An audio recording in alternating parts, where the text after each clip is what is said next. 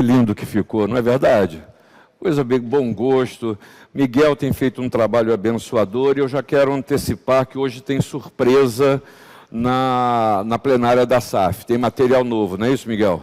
Graças a Deus, isso é bênção na vida da igreja. Também hoje estou falando que eu estou feliz com uma porção de coisa. Feliz em ver vocês de volta na igreja, feliz por te ver, Clóvis e Elzir, feliz por te ver, Hanner e Cláudia, isso é bênção. Ali é Valesca e Clécia que estão atrás, Bianca e Davi também, está ali, Davi está tomando conta da Bianca, ela está comportada, né, Davi? Eu posso perceber isso. Então é bênção a gente estar de volta com todo cuidado, devagarzinho, retomando as nossas atividades. Vamos abrir a palavra do Senhor no Evangelho de João, no capítulo de número 14. João, capítulo 14, eu vou ler a partir do versículo 16. Nesse domingo que a cristandade tem como domingo de Pentecostes. Diz a palavra, página 118, quem está com a Bíblia na mão, na versão revista e atualizada, a partir do versículo 16 nós lemos. E eu rogarei ao Pai, e Ele vos dará outro Consolador, a fim de que esteja para sempre convosco. O Espírito da verdade, que o mundo não pode receber, porque não o vê, nem o conhece. Vós o conheceis, porque Ele habita convosco e estará em vós. Não vos deixareis órfãos, voltarei para vós outros. Ainda por um pouco, e o mundo não me verá mais. Vós, porém, me vereis, porque eu vivo, vós também vivereis. Naquele dia, vós conhecereis que eu estou em meu Pai, e vós em mim, e eu em vós. Aquele que tem os meus mandamentos e os guarda, esse é o que me ama. E aquele que me ama será amado por meu Pai, e eu também o amarei e me manifestarei a ele. Disse-lhe Judas, não o Iscariotes. De onde procede, Senhor, que estás para manifestar-te a nós e não ao mundo? Respondeu Jesus, se alguém me ama, guardará a minha palavra, e meu Pai o amará, e viremos para ele e faremos nele morada. Quem não me ama, não guarda as minhas palavras, e a palavra que estás ouvindo não é minha, mas do Pai que me enviou. Isso vos tenho dito, estando ainda convosco. Mas o Consolador, o Espírito Santo, a quem o Pai enviará em meu nome, esse vos ensinará todas as coisas e vos fará lembrar de tudo o que vos tenho dito. Deixo-vos a paz, a minha paz vos dou. Não vou-la dou como a dá o mundo. Não se turbe o vosso coração, nem se atemorize. Ouvistes que eu vos disse, vou e volto para junto de vós. Se me amasseis, alegrar-vos-eis de que eu vá para o Pai, pois o Pai é maior do que eu. Disse-vos agora, antes que aconteça, para que quando acontecer, vós creiais. Já não falarei muito convosco, porque aí vem o príncipe do mundo, e ele nada tem em mim. Contudo, assim procedo, para que o mundo saiba que eu amo o Pai e que faço como o Pai me ordenou. Levantai-vos, vamos-nos daqui. Agora não fecha a Bíblia não, capítulo 16, vou ler alguns versículos ainda, a partir do versículo 7. Mas eu vos digo a verdade, convém-vos que eu vá, porque se eu não for, o Consolador não virá para vós outros. Se porém eu for, eu vou-lo enviarei. Quando ele vier, convencerá o mundo do pecado, da justiça e do juízo. Do pecado, porque não creem em mim. Da justiça, porque vou para o Pai e não me vereis mais. Do juízo, porque o príncipe desse mundo já está julgado. Tenho ainda muito para vos dizer, mas vós não podeis suportar agora. Quando vier, porém, o Espírito da verdade, ele vos guiará a toda a verdade, porque não falará por si mesmo, mas dirá tudo o que tiver ouvido, e vos anunciará as coisas que hão de vir. Ele me glorificará, porque há de receber do que é meu, e vou-lo há de anunciar. Tudo quanto o Pai tem é meu, por isso é que vos disse que há de receber do que é meu, e vou-lo há de anunciar. Irmãos, muito apropriado esse cântico que o coro da SAF nos traz, porque tem muito a ver com aquilo que nós vamos meditar agora nessa manhã. Eu falo muitas vezes e digo, com a tua mão segura bem a minha, porque eu sou fraco, é o que diz o hino. Não é isso? E muitas vezes eu canto, e talvez você cante isso, para a gente tentar se convencer da presença de Deus diante das nossas fraquezas. Quantas vezes na nossa caminhada nós sentimos assim como se Deus estivesse ausente, como se Deus não se importasse, como se Deus não estivesse lidando com a realidade que eu estou enfrentando. A gente percebe e sente a ausência de Deus. Outra coisa que é muito característica desse momento que a gente está vivendo é a solidão. Quantas pessoas não estão se sentindo solitárias, primeiro pela necessidade do isolamento, não só do distanciamento social. Nós fomos criados como seres gregários para estarmos juntos e somos forçados a manter o isolamento. E quanta gente não está sofrendo da doença da solidão. E isso vai assumindo uma dinâmica tão grande na nossa vida que a gente passa a perceber também o distanciamento de Deus. Não se escandalize com o que eu estou falando, não, é isso mesmo. A gente sente como se Deus estivesse distante. E aí caminha e a gente vê pela fala das pessoas também uma percepção de um Deus das duas uma, que deve ter se distraído na história, e com isso nós estamos passando pelo que nós passamos. Nós estamos vivendo uma pandemia porque Deus, Ele não prestou atenção no que aconteceu e perdeu o controle da história. Mas há um outro grupo, que para mim é a pior das interpretações, que acham que esse momento que estamos vivendo é o que? É punição de Deus aos seres humanos. É Deus fazendo uma limpa no mundo inteiro. Seja qualquer que seja das interpretações, todos demonstram o não conhecer verdadeiramente a Deus, Deus de misericórdia. E mais do que um Deus de misericórdia, um Deus que é presente, um Deus que faz questão de nos criar, de nos colocar numa situação como humanos perfeita, num jardim, para habitar com Ele. E pela maldade do coração, o homem procurou se distanciar e caiu. E o Senhor, e a história da Bíblia, é a história da redenção, da caminhada de Deus no sentido de produzir arrependimento, perdão e salvação. Recebemos a Jesus e Ele veio para nos salvar, viver a vida que você vive, as condições que você vive, e Ele mesmo diz, eu venci o mundo, e nos traz a única possibilidade de salvação. Mas Jesus, Ele volta ao seu trono da glória, mas diz, espera aí, vocês não vão ficar sós, vocês não ficarão sós. Eis que o Espírito Santo, o Consolador, Ele virá, e eu indo, Ele virá, e a presença de Deus para aqueles que ainda hoje se sentem solitários, e essa palavra é para a gente que está percebendo que Deus é ausente. Essa palavra é para a gente que não está percebendo a ação de Deus. Essa palavra é para a gente que sente um Deus que é distante. Essa palavra é para a gente que, ainda que não conscientemente, se sente abandonada por Deus. Essa é a palavra para a gente que tem doença, gente doente na sua família e que procura afastar o pensamento, mas o que pensa é morte. Essa palavra é para a gente que já perdeu gente das suas relações e sente o vazio e até um certo sentimento de que Deus é culpado por tudo que acontece, por esse vazio interior que vaza e que está no coração das pessoas. Veja bem, o Espírito Santo, ele na verdade, ele não foi muito estudado na história da igreja.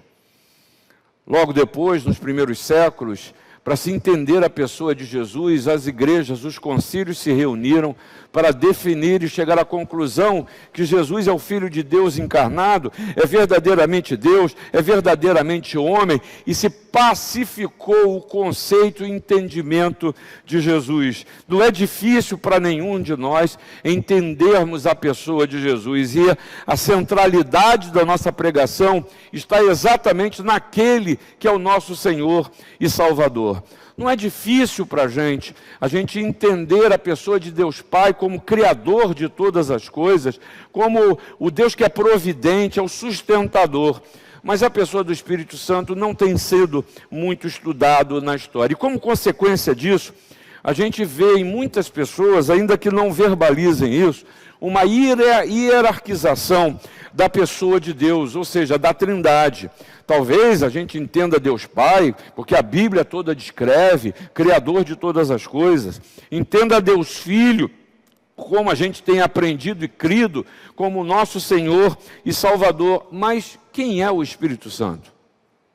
Qual é o papel dele nessa história?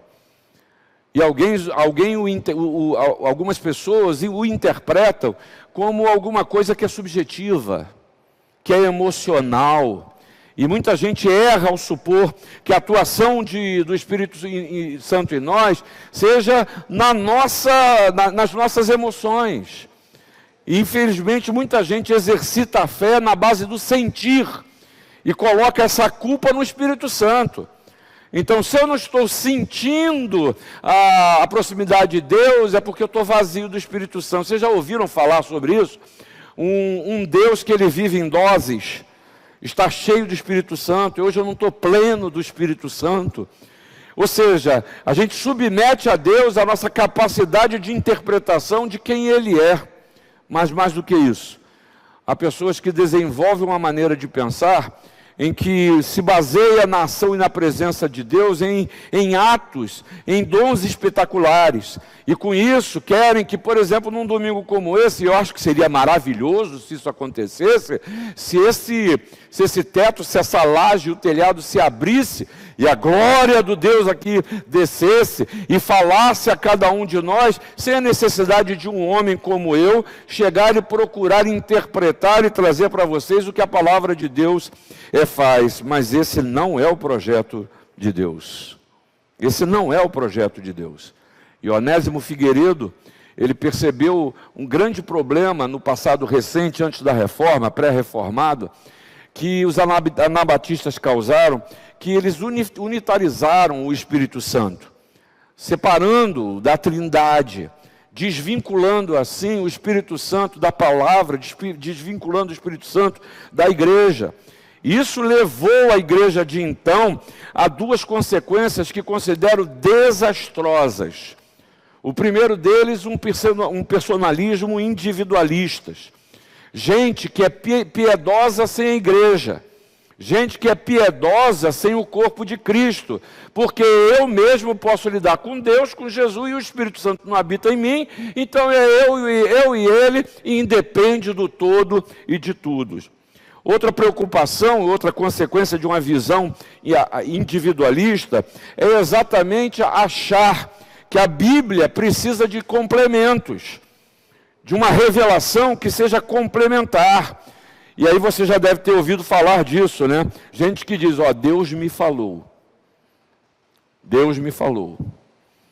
Deus me falou, minha querida Célia Paradela, que você não tinha que ter se mudado desta cidade. Que Deus que me falou, rapaz? Sou eu que não queria que ela saísse daqui. Mas a gente ousa dizer isso e colocar palavras na boca do Senhor. E muita gente tem experimentado isso na história. Esse foi o equívoco de Ellen White. Em ela falar em nome do Senhor. E julgar que Jesus não é o Senhor, não é o Filho de Deus, o Salvador, mas apenas um profeta. Não vamos julgar os outros, porque a sua interpretação, apesar de equivocada, é consequência dessa visão personalista e utilitarista da figura e individualista da pessoa de Deus. Mas há uma segunda consequência para um pensamento assim. É que a palavra escrita da Bíblia, ela perdeu a sua autoridade para profecias que são, ou supostas profecias que são imediatas, que atendem a apelos emocionais. Isso tudo revela uma coisa. Não coloque o peso sobre quem fala. Isso revela um baixo entendimento de como Deus fala ao seu coração. Isso revela que muitas vezes eu quero ouvir os homens Porque eu não estou percebendo Deus falar. Porque eu não estou conseguindo inteligir o que Deus está me falando. E Ele está falando ao seu coração através do Espírito Santo. Porque a consciência da presença de Deus em nossas vidas é o reconhecimento de que o Espírito Santo é Deus em nós. E aí, irmãos, para que eu entenda isso, do Espírito Santo ser Deus em nós, é primeiramente preciso saber e reconhecer que o Espírito Santo é um selo para o crente. Não é um episódio. Não é um momento. O Espírito Santo, e você pode ver isso nas palavras de Jesus, a chegada dele e a presença dele é um selo de garantia daqueles que reconheceram a Jesus como seu Senhor e seu Salvador, como o Senhor da sua vida. E Paulo fez questão de falar isso para a igreja de Corinto, para a igreja de Éfeso, quando ele diz: mas aquele que nos confirma convosco em Cristo e nos ungiu é Deus, que também nos selou e nos deu o penhor do Espírito. Aonde? Em nosso coração. Quando ele diz aos crentes de Éfeso, ele fala o seguinte: não entristeceis o Espírito de Deus, no qual fostes selados para o dia da redenção. E sabe o que é um selo? É uma autenticação. Paulo, em outro momento, diz aos cristãos em Éfeso: havendo crido, você não creu, você foi selado pelo Espírito Santo. E o que ele está dizendo com isso? Que o Consolador, o Paráclito, aquele que ajuda, alguém a quem se chama de ajudador, o Espírito Santo que lhe provê encorajamento, conselho, força, que lhe ensina, consola, guia, encoraja e faz isso de uma forma pessoal. Eu tenho, desculpa aqui, mas vai lá, vai assim mesmo. Eu tenho ódio dessas pessoas que definem Deus e querem impingir o Deus da maneira como vem para cada um de nós. Nosso Deus é pessoal. Ele fala com você da maneira que você precisa ouvir. Ele fala da maneira que você necessita para o momento da sua história. Minha irmã, meu irmão, fuja da tentação de viver a experiência de fé dos outros. Isso não existe. Isso não existe. Deus é pessoal e lida com você pessoalmente. Ele sabe o que vai no seu interior. E por outro lado, fuja da tentação de julgar os outros e da expressão da fé dos outros. De olhar para a vida dos outros e julgar que você é melhor ou o outro não está em condições nem sequer de estar dentro da igreja.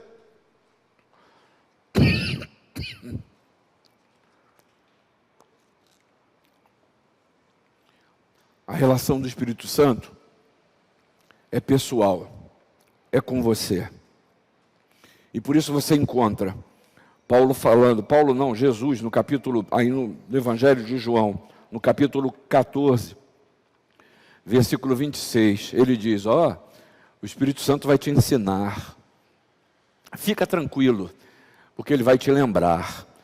No capítulo 15, versículo 26, diz: olha, o Espírito Santo, ele vai dar testemunho de mim para você. Aí é por isso que você está andando e lembra de uma palavra de Jesus. Aí é por isso que a gente lê isso, e eu amo esse versículo. Deixo-vos a paz, a minha paz vos dou. E como a gente precisa de paz. Aí eu me recordo, e é o Espírito Santo que me traz a lembrança, que a paz de Cristo, o que a paz de Cristo é? É o árbitro sabe quem faz eu lembrar disso? É o Espírito Santo. Aí você chega no capítulo 16, versículo 8, está dizendo que o Espírito Santo convence a gente do pecado, convence o mundo do pecado. E aí muitas vezes eu quero ouvir dos outros aquilo que o Espírito Santo já está falando ao meu coração.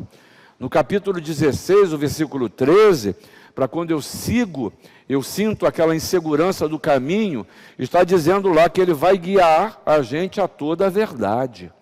E ainda no versículo 13, que ele vai anunciar as coisas que estão para vir. É um Deus pessoal, é um Deus que é sensível e é um Deus que atua. Por isso, aí eu convido você a pensar também que dizer que o Espírito Santo é Deus em nós é também saber e reconhecer que o Espírito Santo mora num templo. Mora num templo. E sabe que templo é esse, Tiago? É o templo que fica na Rua da Passagem 91, Botafogo, completamente equivocado. Esse templo, ele não está num lugar aos olhos dos homens. Esse templo é o templo do Espírito Santo, é aonde quer que você vá, é por onde quer que você ande, é no momento da história em que você esteja, porque você já tem o selo de garantia daquele que confessou a Jesus como seu Senhor e Salvador e é um cidadão da eternidade. Pois você é o templo do Espírito Santo. Mas aqui tem um problema. E esse problema, que eu não sei em que momento da história se apossou da fé uma maneira de ver a vida de uma forma que é dual, a dualidade. Do momento que a vida espiritual se estabeleceu a dicotomia, em que você passa a enxergar. Hoje você está mais santinho, né? Você está santinho porque você veio na igreja, né? Então, está na igreja, ser mais santinho do que está em casa. Aí você faz essa dicotomia na vida. Uma coisa é a igreja, outra coisa é a sua vida ou sua casa. Ou você faz uma dicotomia entre meu relacionamento com Deus e meu relacionamento com as pessoas. E aí vem Jesus e estraga essa brincadeira, dizendo que a gente tem que amar a Deus acima de todas as coisas e o próximo como? Assim mesmo. Jesus vai enfiar mais um pouquinho a faca na gente e dizer, vem cá, como é que você pode amar a Deus a quem você não vê e não amar seu irmão? Porque a gente desenvolve essa dicotomia entre Deus e os relacionamentos. Você quer ver outra maneira de você dividir isso? É aquilo que você pensa e aquilo que você faz. É outra dicotomia. Essa incoerência, essa incongruência absoluta ou ambulante que a gente se torna. E o que é pior, é aquilo que eu prego e aquilo que eu sou, ou ainda aonde quer que eu vá. E aí Paulo, de uma maneira objetiva, mas grande, diz, em Coríntios, não sabeis que sois santuário de Deus, e que o Espírito de Deus habita em vós? Se alguém destruir o santuário de Deus, Deus o destruirá. Porque o santuário de Deus, que sois vós, é sagrado. É sagrado. E aí a gente vê o cuidado de Deus em nos trazer, oferecer o Espírito Santo para ser Deus em nós. Jesus é o Emanuel, é o Deus conosco, mas o Espírito Santo é Deus em nós. E o Novo Testamento nos mostra que o Espírito Santo, ele nos exorta a não pecarmos, nos convida a não resistir ao Espírito Santo, a não entristecer o Espírito Santo, porque ele está falando a sua mente e o seu coração. Eu vivi até essa noite, preparando para essa palavra, e contava às 9 horas já isso. Uma experiência agora de madrugada muito curiosa, eu sonhei com isso. Eu tenho alguns desafios aí a enfrentar, o tempo está muito, muito difícil, muita coisa para fazer. E aí Deus falou ao meu coração, acerca de certo assunto, que eu não deveria adotar certas coisas, fazer de determinada maneira, porque eu estava tentando, na maneira de fazer, ajudar a Deus, da minha maneira de ser e de pensar. E Deus não permite isso. E eu tive a clareza, falei, Senhor, eu preparei essa palavra sobre a ação do Espírito Santo e o Senhor agora está me botando exatamente numa situação em que eu preciso decidir que voz eu vou ouvir. Se é o meu desejo interior ou se é aquilo que o Espírito Santo está trazendo na minha mente e meu coração. E não me venha dizer que eu sou super espiritual, que foi um momento. Não, isso é a maneira que Deus age com você. Deus faz assim com você. Sabe quando você sente aquelas situações, muitas vezes, da tua vida de desconforto? Para prestar atenção, porque se a paz de Cristo é o árbitro, está faltando paz, o Espírito Santo está te falando alguma coisa aí, é preciso perceber. E a gente precisa entender que o Espírito Santo, como revelado no Novo Testamento, é o agente que permite um relacionamento com Cristo ressuscitado e com os homens de boa vontade também. Porque ele é a presença, o Espírito Santo é a presença do Deus eterno na sua mente e no seu coração. E como consequência disso, irmãos, é preciso, e como reação à presença do Espírito Santo, como segurança da sua presença, existe uma consequência. E essa consequência é santificação. É santificação. É ouvir a Deus, Ele indicar os caminhos, e por obediência e a certeza de que todas as coisas cooperam para o bem daqueles que amam a Deus, confiadamente eu atendo a voz do Espírito Santo. E como consequência disso, eu continuo nesse processo de santificação, que será completa quando eu estiver na glória, na presença de Deus. Mas finalmente, dizer que o Espírito Santo é Deus em nós, é saber e reconhecer que Ele age, Ele age através de uma cumplicidade de vida, cumplicidade com você, cumplicidade na sua caminhada. É uma cumplicidade que nos ajuda, por exemplo, a nos dirigir ao Pai. E aí eu agora leio ou ouço aquilo que o coro da Asaf cantou de maneira diferente. Porque foi cantado o hino que diz: com tua mão, segura bem na minha, e me atende, me assiste, eu não lembro da letra direito, nas minhas fraquezas. Nas minhas fraquezas. Isso foi aquilo que Paulo nos ensinou, falando lá aos Romanos, que o Espírito Santo também nos assiste em nossas fraquezas. Porque nem orar a gente sabe, nem orar a gente sabe como convém. Mas Deus não está dando atenção, ou como dizia antigamente na juventude, Deus não está dando bola para isso. Ele quer te colocar de pé. Ele quer ouvir o que vai no seu coração. Ele quer saber o que você não pode. Ele quer saber do que você não é capaz. Ele quer lidar com as suas fraquezas. Não para glorificar fraqueza, mas para poder fazê-lo uma pessoa que não só reconhece, confessa, mas vive a realidade de uma vida que é nova. Que as misericórdias de Deus se renovam a cada manhã. Que o choro pode durar uma noite, mas a alegria vem pela manhã. De um Deus que quer fazer novo para o seu bem. E assim Ele opera para nos prover força para a batalha, mas também para nos consolar. Porque muitas vezes, quando a batalha termina, a gente se sente destroçado. A gente se sente derrotado. A gente sente que não é capaz mais de lidar com as realidades da vida. E o Espírito Santo traz aquele consolo que você precisa. O Espírito Santo traz aquela paz que está faltando. Mas eu quero dizer para você também, que o Espírito Santo, e essa palavra é uma palavra difícil de falar, e o entendimento dela é mais profundo do que às vezes o português traduz. Perscrutar. Analisa minuciosamente. Ele vai na essência. Ele vai no seu interior, vai na raiz. Ele chega no ponto que muitas vezes nem você quer admitir para você mesmo. Para quê? Para te condenar, para te julgar, para destruir? Não. Para produzir em você cura, vida, saúde física, emocional, mas espiritual também.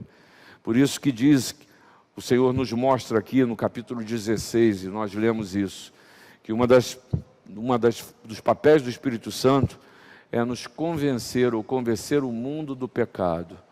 Se existe algo que eu e você precisamos de convencimento, é quanto ao pecado. Porque o outro peca, Eu não, às vezes eu me engano. É tão difícil a gente reconhecer que caminhamos por caminhos que são caminhos que terminam em morte. Não é fácil reconhecer isso. Principalmente quando aquela realidade está me dando ou satisfação pessoal, ou prazer, ou dando vazão à minha vaidade, à minha cobiça, aos meus desejos naturais. Mas o Espírito Santo está lhe falando para o seu bem. E aí nessas horas, a gente tenta fazer aquilo que a palavra de Deus nos ensina a não fazer. Não calar a voz do Espírito. E o Espírito Santo é tão gentil que ele não vai gritar com você. Que ele não vai impedir o seu caminho. Porque você foi selado pela fé em Cristo Jesus. Ele quer lhe convencer do que é melhor. Ele quer lhe convencer do que Deus tem como plano para você. Porque o Espírito Santo não é um Deus arranjado. Não foi alguma coisa que é o seguinte, rapaz, deu errado na história. Deus parou e pensou, como deu errado, eu vou mandar Jesus. Aí Jesus vai ao mundo, vem ao mundo. Aí ele vive, aí ele morre, ele ressurge. E agora faz o quê? Então vão dar uma remendada de novo na história. Vão mandar um consolador, vão mandar o Espírito. Não, absolutamente. O Espírito Santo é Deus. E como Deus tem os mesmos atributos que Deus Pai também tem. Ele sabe de todas as coisas. Por isso que o escritor dos Salmos, Salmo 139, diz: como me ausentarei do Espírito? Como é que eu posso me ausentar? Se eu subo, se eu desço, se no mais alto possível, mais profundo, não tem como. Não tem como. Porque se tem alguém que entende e decide, é o Espírito Santo. Se tem alguém que entende de Esther, é o Espírito Santo. Mais até do que a gente mesmo. Se tem alguém que entende de você, é o Espírito Santo. E aí eu concluo só te lembrando que o Deus, que o Espírito Santo é e que está em você, é um selo na sua vida. É um selo de pertença. Você é uma mulher, você é um homem que pertencem a Deus. Porque você já confessou a Jesus como seu Senhor e seu Salvador. E a consequência disso é que Deus, em toda a sua grandiosidade, eternidade, sabedoria, poder, conhecimento e tudo aquilo que não tem nem tempo para falar, Ele ousou morar no seu coração. Ele habita você. Mas não se esqueça de que a ação de Deus através do Espírito na sua vida exige de nós uma cumplicidade, de tal forma que eu preciso desenvolver confiança e aprender cada vez mais a interpretar a linguagem do Espírito. E é assim que Deus abençoe a sua vida. Amém.